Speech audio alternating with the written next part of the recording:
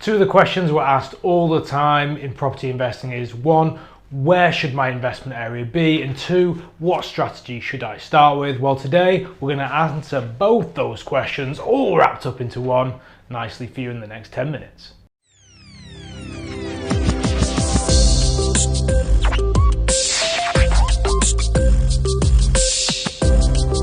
Area and strategy then, two things that at the beginning of your journey you are going to want to be clear on, and you're going to want to know where you're going and what you're doing with that. So what we've done is we tried to simplify it by looking at different value of areas, from a low value area all the way through to a high value area, what strategies might be implemented in those areas and where you might do it. So the first thing we need to think about within the area is it kind of doesn't matter where you're investing. All big cities or towns, they follow a similar pattern, so they all have high value areas and low value areas and everything in between. So you do need to know your area and know what pond you're fishing in, as far as, is it a low value area, is it a high value area, is it a medium value area? You need to understand that, and today we're going to talk about the strategies that you can employ in those.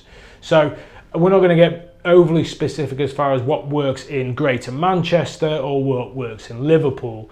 We will be talking around the strategies employed in different value of areas, what you need to look out for, what you need to look for, and dive straight in that way. So our low value areas, so every big city has them, and a lot of the surrounding towns outside of the major cities are also relatively low value. Some high value, but there are some that are low value. So you know where your low value areas are, but what should you be doing in those low value areas? What are they good for and what are they not? So from the starting point, the best thing about a low value area is that it's low value. And so for that, it means that the entry price, the entry ticket into the investments is a lot smaller than it is in other areas, which is fantastic if you're wanting to buy multiple dwellings, buy 3 buy-to-lets in the next 6 months instead of buying one, or if you're starting with a very low capital pot, these low value areas are going to be the first place that you can probably go to for your first buy-to-let investment.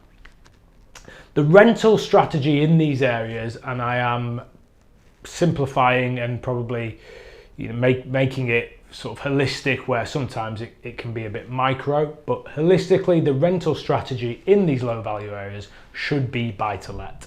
One thing that works specifically well where we invest within a buy to let single let property strategy is social housing tenants.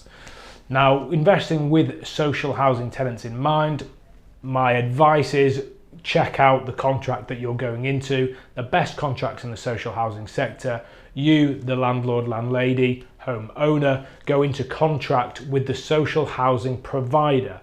If the contract's right, and we at the MPP group, we do this all the time, we've got some great contracts, but your contracts with a social housing provider, your term will be 5-6 years, it could be, and you're guaranteed that rent in that time. It doesn't matter if the social housing provider has a vacancy, you don't have a vacancy because your tenant is a social housing provider, so your rent is guaranteed. There's different contracts out there, but you can get more and more of them these days that are fully maintained. So any tenant damage, any maintenance of the ongoing of the property is looked after by the social housing provider. They look after all that. You usually, as the landlord, need to look after the bricks and mortar, the roof, and often the boiler or the M&E, the mechanic and electrical.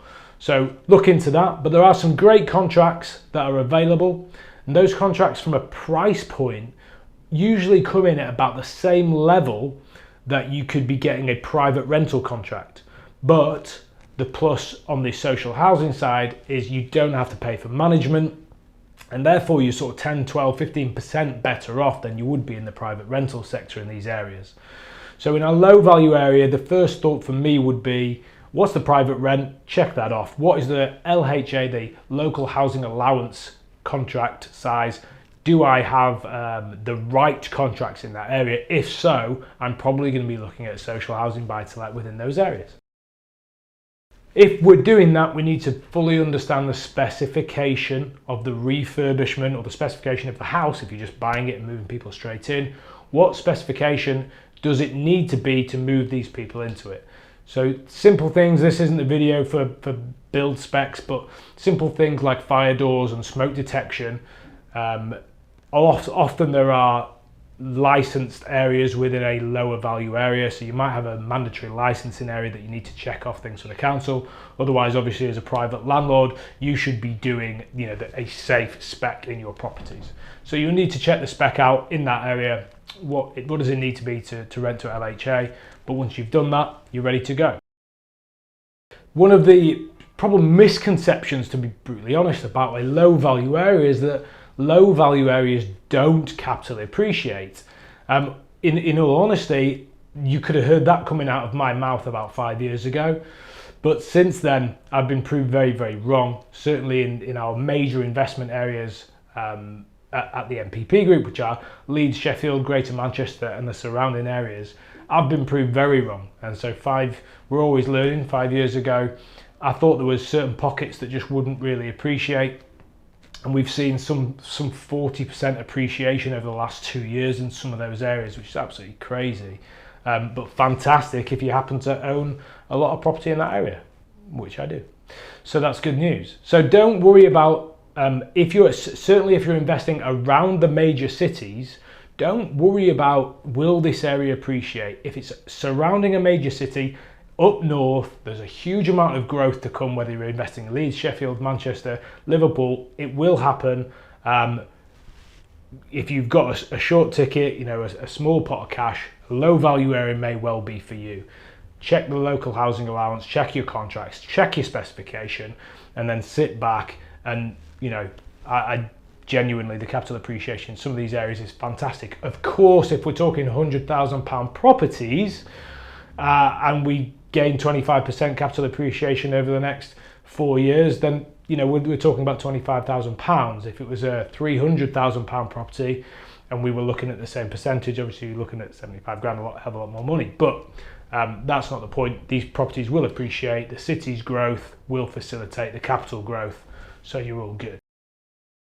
As far as looking at other strategies outside of single let property in these areas, my advice, to be honest, is probably just stick at single let property. The concept of a HMO in a low value area with social housing tenants, or unless the contract is very good, is probably not something that you want to look at. You certainly don't want to be managing these HMOs yourself. Probably more problems than you're going to want to deal with, and the holiday let type Airbnb scenario in a very low value area is probably not going to do particularly well. So think low value area, think single let, local housing allowance, and you can't go too far wrong. Okay, so moving on to what will be our medium value areas. We're going to do 4 sort of chunks of value, and this second one is our medium value areas. So obviously here the entry price is a little bit more than it was in our low value area. We might be talking, I think we mentioned £100,000 properties, we might be talking about 150, 160, 180,000 pound properties in these areas. Obviously, again, from the start, your ticket price, your entry price, your deposit price will be slightly chunkier. So if you're starting your journey and you're a low capital investor, this might not quite be the best area. But it does give you a little bit more variety. So straight away in this medium value area, you want to be doing a lot more research into the private rental sector and what prices can be accomplished with the private rental sector. Often here, from a specification point of view, of course, as a private landlord, you need to be fire safe. So again, we're going to be talking fire doors and smokes and all the rest of it. But now the specification of design and how it looks to the eye will have an added value. So if you're going down the private rental sector, you really do need to look, what's your trademark as an investor? Do you do a specific spec of kitchen or bathroom? Are you going to spend a little bit more money on decoration, themes, colours, carpets, so that in the private rental sector, an increased specification, a nicer looking property will achieve a higher rent. Back at the LHA rents, it's kind of a fixed, this is what you get regardless, as long as it's safe and clean. But if we're talking about the private rental sector, then you do want to be looking at that. This also has great value if you're thinking about buy, refurbish, refinance, and you're really wanting the valuer to come in and go, "Ooh, wow, what a lovely place. What are you looking for?" Oh yeah, I can see that. So you are not only aspiring and pushing into the tenant and trying to reach top dollar for your rent, but you're also looking to convince the valuer that your property is sort of nicest one on the street and you want that cash back in your bank. So there's two scenarios there that we do need to think about and put a little bit more design thought into that. Obviously in a medium value area, there is a big gauge of price. It is worth checking the local housing allowance rents against the private. There may be some cheaper houses in that area that work at an LHA rent. Maybe the spec that you can put into your refurb might be lower and therefore there's not as much money down. But I do think we're looking more towards the private rental sector to increase that lift. Of course, from what we talked about, you're then going to need to deploy a management company who are going to take sort of 10, 12, 15% of that. So that's going to knock you down. So make sure you're doing your maths properly. But private rental sector really comes into its own here. Other strategies within a medium value area. Well, for me personally, this is where I developed a lot of private young professional HMOs in my early days. I think the purchase price is still pretty low, but if the connecting routes are good to various important locations, then this is where you can get some bigger houses and really sort of look to add value and develop out and create houses of multiple occupation. So that's one to think about. It's definitely a different video, one that we'll no doubt do for you. But this is the sort of area where other strategies might start coming into play. Okay, jumping straight into what we're going to call our strong value area. So this is we're jumping up again from that medium value, and it's not too dissimilar to what we last discussed, but there are some intricacies, and that's why we've chunked it out for you. What we'll find in this area, if we look at these sort of strong value areas, again, you'll know where they are within your investment areas, your investment cities, that the buy-to-lets now take on a bit of a different blend. So they will probably, obviously they'll rent for more because the area's nicer, but it probably won't marry up with the amount of mortgage to rent. So the cash flow in the strong value areas is reduced. That's the money that you get after you've paid your mortgage and your management, and the rents come in, you go, oh, this is what I've got left. My expectation in a strong value area is that the cash flow that you get out of the back at the back of every month is reduced from where we were with our medium value areas. However, you're buying more expensive property, and therefore the capital appreciation on the value of that property will be quite significant. So what we tend to find in a strong value area is it's more established investors over a longer period of time that are holding property, which is cash flowing, but isn't really making a huge difference to their monthly income, but it is making quite a significant difference to their net worth over the long haul. So it might seem strange to you guys if you're starting and you're just trying to create cash flow, but obviously there's a cycle as you become successful and you're wanting to look at long-term wealth and how do we hold that this is a viable solution for that. Obviously, we've talked about the specification. Yeah, it probably kicks up another few notches in these areas. If people are going to rent these properties, they can afford £1,500, £1,200, £1,800 a month, whatever it is in your area. They're probably going to want a slightly nicer property. They've got a slightly nicer area. They might want a bit of a better specification within that, but it's horses for courses. So check out what goes on in that area and develop accordingly. The strategies then within the strong value area, again, buy to let we've discussed. Houses of multiple occupation, HMOs, can work here and they can generate a little bit more cash flow than the buy to let. But again, probably not cash flowing quite as well as your medium value area, exactly the same as buy to let, but have a look at it, see if it works, if you've got the capital to deploy and you want to get a slightly better return. If you're developing out HMOs in a strong value area, they will appreciate just like the rest of the bricks and mortar in that area, so it is a viable strategy. The other one really to think about probably is holiday lets and the Airbnb scenario. I think in a strong value area now, it's becoming more and more viable, because obviously these are areas where people would like to come. Maybe there's golf clubs around the place, maybe there's bars, restaurants, and you've maybe got a little bit more traffic from an Airbnb point of view. That's my gut feel, having done a few of them in my time.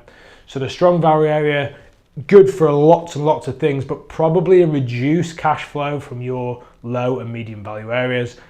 Obviously strong on capital appreciation due to the value of the property, so just understand what you're trying to get out of it. Okay, so finishing off on what we're going to call our high value areas. Now, if you're looking in a high value area and you're seeing rental property, don't get it wrong. This isn't buy to let. These are spare homes that somebody's decided to rent out.